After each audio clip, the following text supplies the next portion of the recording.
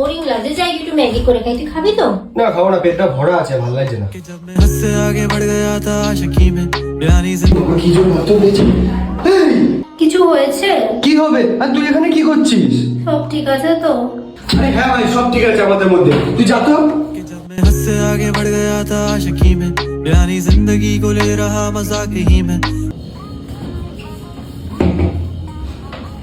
সব ঠিক আছে তো? আরে হ্যাঁ ভাই, সব ঠিক আছে, বল না সব ঠিক আছে, তুই সর।